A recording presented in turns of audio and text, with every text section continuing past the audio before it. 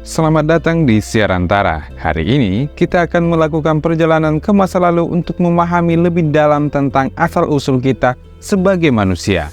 Banyak dari kita mungkin pernah mendengar tentang teori evolusi Darwin. Tapi sayangnya banyak juga yang miskonsepsi yang tersebar luas. Apakah benar manusia berasal dari kera? Apakah nenek moyang kita hidup berdampingan dengan dinosaurus? Dan apa sebenarnya yang dimaksud dengan seleksi alam? Pada video kali ini, kita akan meluruskan berbagai miskonsepsi tentang evolusi dan manusia purba dengan penjelasan yang didukung oleh bukti-bukti ilmiah dan penemuan fosil yang menakjubkan.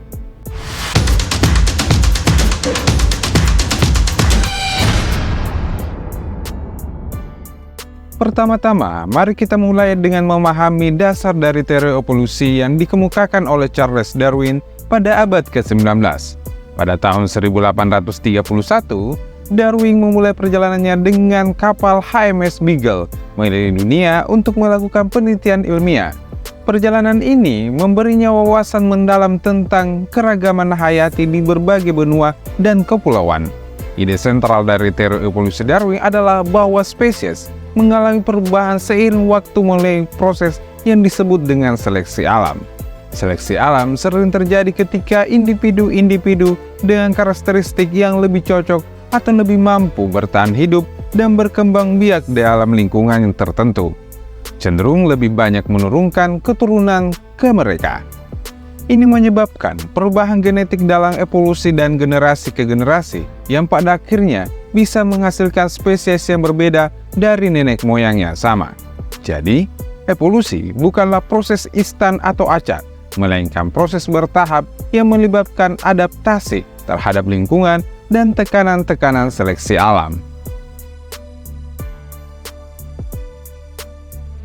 Sekarang kita akan melangkah lebih jauh untuk meluruskan beberapa miskonsepsi umum yang sering terjadi tentang teori evolusi. Miskonsepsi pertama yang sering muncul adalah gagasan bahwa manusia berasal dari kera modern.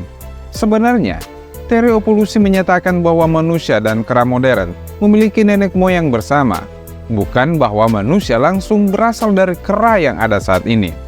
Kemudian, ada miskonsepsi tentang evolusi sebagai proses linear, yang berarti bahwa semua spesies berevolusi menjadi lebih maju dari waktu ke waktu. Kenyataannya, evolusi adalah proses bercabang di mana spesies dapat berubah dalam berbagai arah, tergantung pada tekanan seleksi alam di lingkungan mereka. Dan miskonsepsi lain yang sering dijumpai adalah anggapan bahwa teori dalam teori evolusi berarti hanya sebuah spekulasi atau tidak memiliki bukti kuat. Namun dalam konteks ilmiah, teori mengacu pada penjelasan yang didukung oleh bukti kuat dari berbagai disiplin ilmu, termasuk paleontologi, genetika, dan biologi evolusioner. Ada miskonsepsi bahwa semua manusia purba yang hidup di zaman yang sama dan berinteraksi satu sama lain. Faktanya, berbagai spesies manusia purba hidup pada waktu yang berbeda-beda.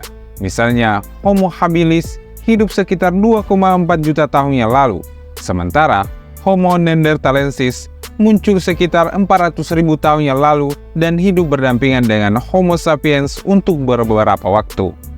Miskonsepsi berikutnya adalah anggapan bahwa manusia purba kurang pintar atau hanya sedikit lebih cerdas dari hewan. Kenyataannya, manusia purba menunjukkan kemampuan kognitif yang mengesankan. Mereka membuat alat-alat batu, mengendalikan api, dan bahkan membuat seni di dinding gua. Inovasi-inovasi ini menunjukkan kemampuan berpikir yang kompleks dan keterampilan berkomunikasi. Dan satu lagi, miskonsepsi yang populer adalah bahwa manusia purba hidup berdampingan dengan dinosaurus. Ini sama sekali tidak benar. Dinosaurus punah sekitar 65 juta tahun yang lalu, sedangkan manusia purba pertama muncul sekitar 6 juta tahun yang lalu. Jadi, tidak ada tumpang tindih antara waktu hidup dinosaurus dan manusia. Setelah memahami evolusi dan manusia purba, mari kita lihat bagaimana evolusi mempengaruhi kita sebagai manusia modern, dan apa implikasinya terhadap pemahaman kita tentang diri kita sendiri. Salah satu implikasi utama dari evolusi adalah pemahaman tentang kemampuan adaptasi kita. Evolusi menunjukkan bahwa manusia telah beradaptasi dengan berbagai perubahan lingkungan selama jutaan tahun. Adaptasi ini mencakup kemampuan kita untuk berjalan tegak, perkembangan otak yang besar, dan penggunaan alat-alat yang canggih.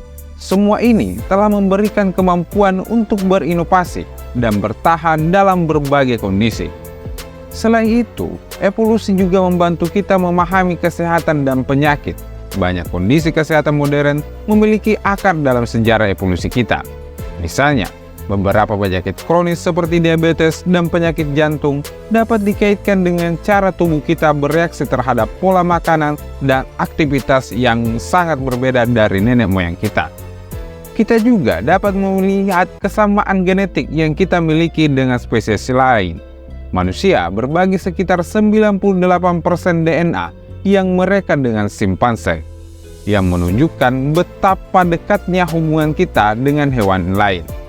Namun, perbedaan kecil dalam DNA ini menghasilkan perubahan besar dalam kemampuan kognitif, budaya, dan teknologi manusia. Pada akhirnya, pemahaman tentang evolusi memberikan kita perspektif yang lebih dalam tentang siapa kita, bagaimana kita sampai di titik ini. Ini mengajarkan kita untuk menghargai keragaman hayati di planet ini dan memahami bahwa kita adalah bagian dari jaringan kehidupan yang rumit dan saling berhubungan. Dengan demikian, pemahaman yang benar tentang evolusi membantu kita melihat diri kita sebagai bagian dari sejarah alam yang panjang dan dinamis yang terus berkembang. Cukup sekian konten video kali ini, semoga bermanfaat bagi sahabat-sahabat Serantara. Jangan lupa like, comment, and subscribe. Sampai jumpa di konten video selanjutnya.